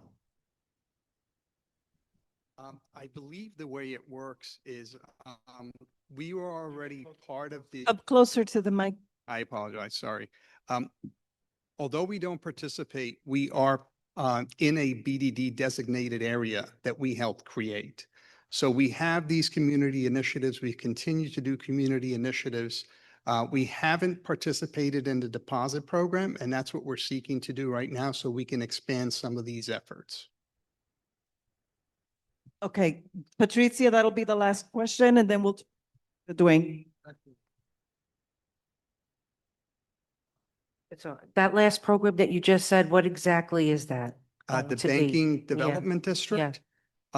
It's an area that's designated by the state. It's the New York State Department of Financial Services. They provide socioeconomic data for a certain geographical area. And if they deem that that area is underbanked or unbanked, they will basically allow it to have a certain designation, which it already has. We're just seeking to reactivate our participation in that. Thank you. Thank you. Dwayne? Can you hear me? Oh, yeah. Any abstentions at this time? Anyone in opposition? Seeing no hands, I would say the motion successfully carries. Thank you, and thank you for support. Secondly, I have F&J Pine Restaurant. We did check in with the 49th Precinct, and they have expressed no violence or concern at this location. Also, this is a renewal, and they're still in accordance to our statute. No violation in that regard. As such, I move a motion to forward a letter of no objection to the State Liquor Authority on behalf of F&J Pine Restaurant. Discussion. Hearing none. Any abstentions at this time? Yes, Lisa, I abstain. Go ahead. Lisa Villela or Lisa Soto? Lisa Soto. Was that I'm sorry, Lisa, I didn't hear you. Did you have a question or? Abstention. Okay, thank you. Thank you. Let me make sure there was no objections. Thank you, Ryan. One objection by Ryan. As such, the motion still carries. Thank you all. And last but certainly not least, we have a cannabis renewal license for Smokin' Scholars LLC. We did in fact go ahead and also check with the 49th Precinct. They have expressed no concerns in terms of violence. And as such, I would like to forward a motion, a letter of no objection to the Office of Cannabis Management on behalf of Smoking Scholars LLC. Discussion. Debbie? Go ahead, Debbie. I had asked this in the other meeting, but we didn't quite have an answer, so I was hoping we had an answer now. What is their timeline of renewal? I'm sorry, Debbie. Say. I had asked this at the other meeting, but we didn't have the answer. So I'm asking this again. What is their timeline of renewal? Because I could have sworn they just got their license. So how are they already up for renewal when I know other places have not got their licenses before and have not been renewed yet? So why are they being renewed already? That's an excellent question. I did reach out to a representative from the Office of Cannabis Management. Unfortunately, that person was out. I wasn't able to get a response regarding the renewal period. So I do not have a response for you at this time. Thank you. Can I just say something about that? I think it might feel like it's quick, but it's not. Their first, the first time they came to us was, a few years ago. It might be, I think it was when I started in the committee, and now it's like 3 years. So yeah, don't wow. This is 3 years. But we have not renewed, we haven't voted on renewing Hush. And I know Hush was the first one. So that's what I'm asking about. What's the timeline? I believe Hush renewed, but they renewed, we never got the application, but I do believe it's 2 years according to my quick search. Anything else under discussion? Okay, moving forward, any abstentions at this time? Okay, so we have Debbie abstaining. Anyone else abstaining? Who's that? Patrizia and Jackie. Anyone else? Any objections? Oral, Damage.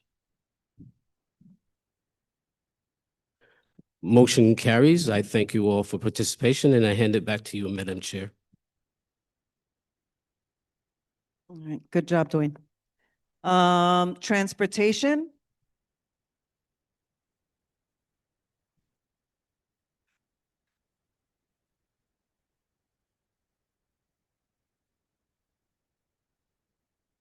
Being on transportation and sitting right here. This is a letter of support for the legislation. I don't remember the assembly person's name that is asking for the support.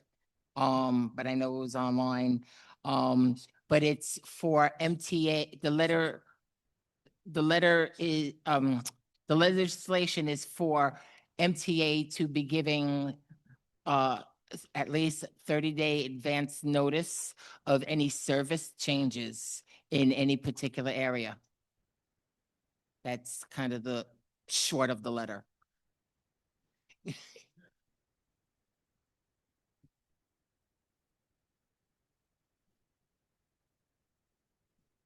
And just for the record, I'm looking at my emails now, and it was sent to the full board. Was it the full board? In April. And you can Google it for anyone who wants to say it's not publicly available. You just Google A201A, New York State legislation, and you'll get the assembly bill, as Debbie and Rich just testified to.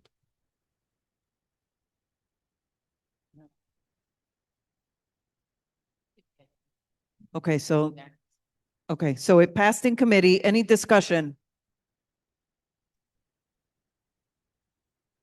Okay. So moving on to vote, do we have any abstentions? Any objections? Okay, motion carries.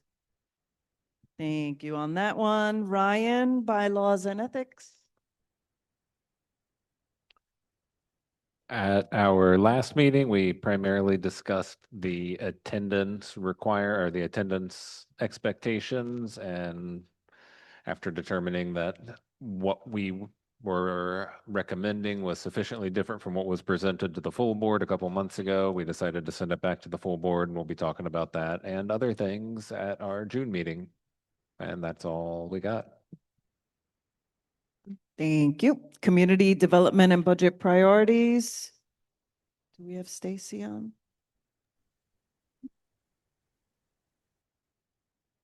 Good. Are you hearing me, Cynthia? Yes. Good evening, everyone. Last night, Community Board Development, Budget and Priority have their committee meeting.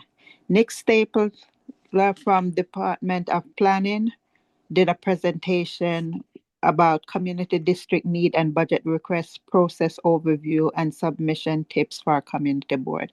It was a wonderful presentation, very helpful with lots of information and facts. I advise everyone to go to the community board YouTube channel and watch the meeting last night so you can learn how the process is about the community development and priority. Thank you. Anything for Stacy for that committee? Did everyone submit their vote? Did everyone cast their ballot for treasurer? Treasurer. Yes? No issues? 1 second. Okay. You're going to add? Okay.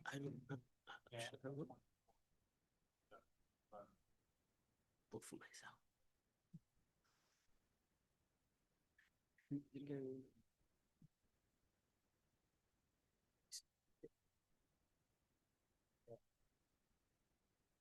So we only have 24 people who voted. I can read off the names if you want, but we have 20, I have 27 people accounted for unless somebody left. That's what I think Cynthia just asked, right? Any issues? Anybody online? Did everybody vote? Okay. All right, so let us know when everybody's voted, or if you haven't voted yet, let us know when you're done. Alex, we're ready for you with education. Last week we did a tour of the Bronx Zoo for many of the community members. I thought it went really well. Very thankful to the Bronx Zoo for hosting us. Yeah, really just, I think it highlighted how lucky we are to have a resource like that in our community. It was a lot of fun. We got to feed the giraffes, but it was fun. And we also got to tour their animal hospital and learn about the work that they're doing with rescuing animals that are subject to trafficking, and hear about the work that they're doing, which is quite substantial. So there's really important work that affects animals from all over the world that's happening right in our backyard. So I'm glad that happened, and looking forward to partnering with the Bronx Zoo on future projects. At our committee meeting, we had a presentation from the Woodlawn Conservancy talking about Woodlawn Cemetery and some of its programs and history. I mean, they talked about all the famous people who are buried there. It's got a lot of incredible artwork and sculpture. So definitely something worth visiting. One of the things they highlighted, I think that was of interest, is the programs they have for young people, particularly their Bridge to Crafts program, which is a JAWS program for people, I believe, 18 to 24 was what I remember, but it teaches young people about masonry, landscaping, and seemed to be a pipeline for jobs in the Parks Department. So another really valuable resource if you know any young people in our community who might be interested in something like that, it's worth looking into. Thank you. Right, Health and Social Services. Our meeting, we did not have a quorum, and Dr. Shah could not come, but I will try to get him to speak again on the topic that he was supposed to speak about. But we did have someone who was in the gallery and we allowed her to speak longer. And that was on the partnership opportunity from the U.S. Department of Agriculture. And they were asking for a grant for the Bronx Park East Farmers Market, which was voted on in leadership. So we're going to send them a letter of support. Just thank you. And I just want to thank Alex again for a great trip at the zoo. It was phenomenal.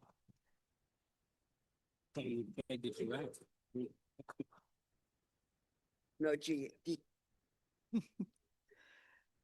Anything else, Sandy? You done? Yeah. Okay. Housing and land use.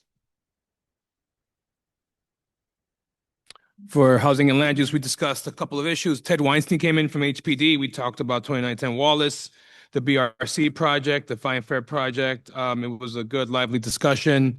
We had no voting, but we just discussed as a community all these issues. That's all. Okay. Parks.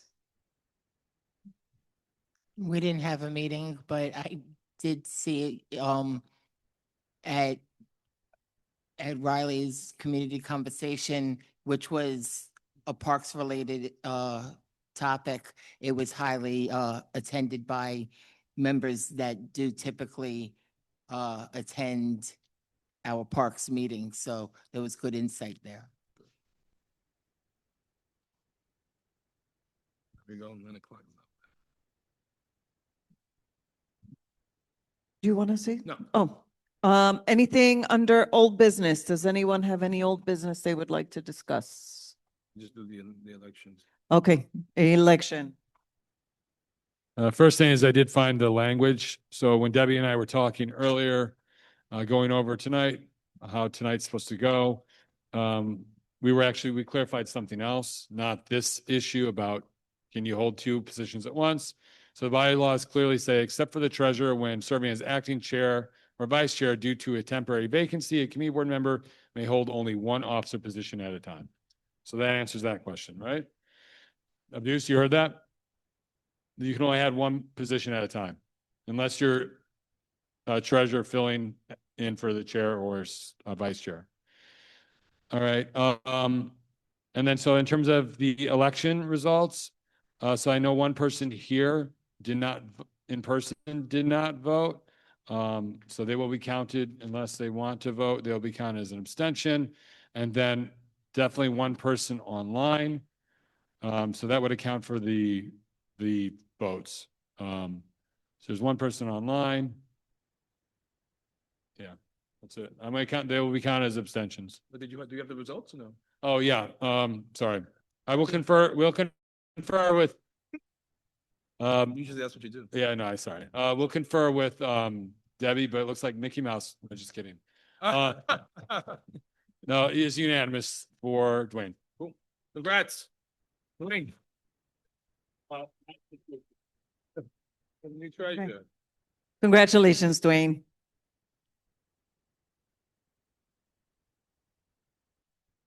Dwayne.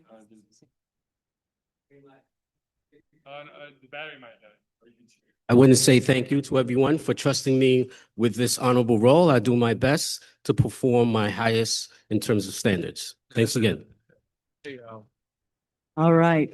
Moving on, hopefully our final item, new business. Do we have anything under new business? We do. Debbie? Yes, I actually have one item under new business. I'm going to bring it up because we had a room full of carpenters here this evening. I don't want to be accused of pushing an agenda of my own. So if is someone interested in making a motion to write a letter of support? Yeah, let Junior? on the record. So Junior, go ahead. Yeah, You can just make for the record. make the motion. Letter of support. Motion to have a letter of support. A motion of letter for support for the Carpenters Union. Do we have a second? Jackie said it first, so I'll give it to Jackie. All right, any discussion? What are we supporting? I'm sorry, I'm not aware of the issue. Sorry, Lisa, say that again. What are we supporting? Supporting what for the carpenters? So the carpenters were here basically asking us to support them in their efforts to ensure that the Montefiore, the new project that Montefiore is doing is union. Yes, that they use union labor. Got it. Okay, thank you.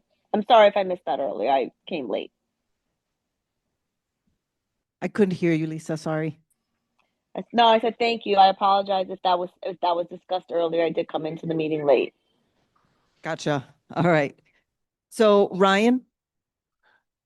I just want to point out that the union folks also said that they want it to be all union, so carpenters, electricians, plumbers, et cetera. And it's not just a letter in support of the carpentry union, it's a letter that we would like Montefiore to make a union project rather than just carpenters. Okay. All right. So then, So the motion would be for a letter of support for Montefiore to use unionized labor for all of their work of the new building that they're building. 2900 Morse Park, right? I think that was the address they gave us. 2600? 2600 Morse Park Avenue. Yeah. Alex? Is it on? One thing I just think is worth bringing up is I believe that this project will require some kind of zoning variance is possible. So I don't know if we want to include that in the letter or just keep it in mind for when this comes before the board, but was considering whether we may want to put in the letter that the community board will not support any zoning variance for this project unless it includes the demanded labor, union labor. I don't know if that's worth. The only reason I could think is for the city of yes. I think the only reason that gets a little sticky is because of City of Yes. I know the Montefiore project is in that section, so I'm not sure because that's already passed. So I don't know if that precludes us from voting, but I think it's a worthwhile vote. I'm just not sure it would go a long way since we already voted for City of Yes. But neither here nor there, just something to think about. But if we do have to vote on it, then we would vote against it if it doesn't include the union labor. Jeremy, any thoughts on our best approach? In terms of, drafting the letter, like, do we want to? How do you want? I mean, what was nice about Cross County, they gave us the letter, right? Yeah, so they gave us a template. It wasn't as clear cut as the Cross County. So yeah, why shouldn't we request the same thing of them? Okay, so then what we'll do is we'll reach out to Mr., what was his name? Torres? We'll reach out to him so that we can get more clarification, ask him to send us a template. And then once we get that, we can always vote on it next month. Does that sound? Yep. Okay. All right, so we'll hold off on the vote, but we'll pick it back up next month. Naomi? Hold on. I'm a patient Bronx person, no problem. Patient. I just have two new items. I just wanted to just basically say out loud. One is the summer is coming. I also stated this at the precinct council. The summer is coming. I know that Diane's area, Allerton Neighborhood Association applied for the side street grant, which is great, but I just want to say it out loud that I am concerned about public safety for the summer with the children, the students being out and what had happened in Co-op City. So I just want to say this publicly to the public safety, whoever's in charge of public safety. I really want to make sure that they have a plan for this summer and to keep our streets safe in terms and keeping our children safe and hopefully occupied. Second, I want to publicly state that I am advocating for Gun Hill Road to be restructured and cleaned up. It's, so that's just something I want to also see if the board is interested in talking about. I'm sorry, pick up from, you advocated strongly for Gun Hill. Gun Hill Road, cleanup, restructuring. It's a historical road, and I think we should pay more tribute to it. So that's all I wanted to say. Thank you. Abdus, did you want to say one more thing? All right, well.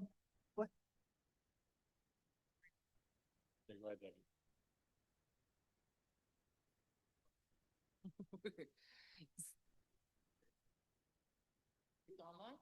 For which day? The 18th? No, when's the full board? The full, yeah, all right. All right, so the, June's meeting is the 24th of June, which is a Wednesday, not Thursday. But the location is still to be determined? Okay, the location is still be determined, but the date is changed. So it's not Thursday, the 25th, it's Wednesday, the 24th.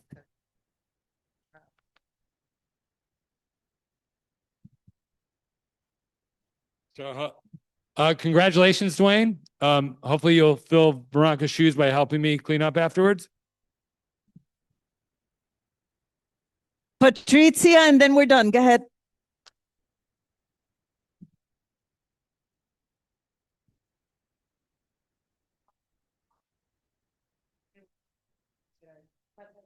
Just think about a place where we could park, because you know what? If it's dark, we're gonna be going there. I get what you're saying.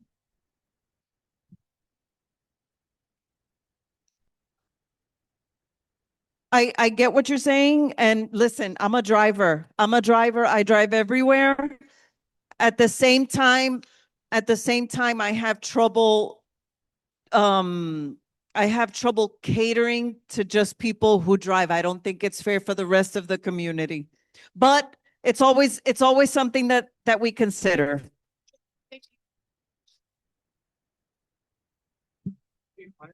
This is not a really good area for public transportation, because now I have to walk in the dark all the way over there to get the bus home. Okay. So I would prefer somewhere that's closer to public transportation if possible. Duly noted. Yep. So with that being said, motion to adjourn. Seconded by Dwayne, our new treasurer. Meeting adjourned at 9:07 p.m. Thank you all.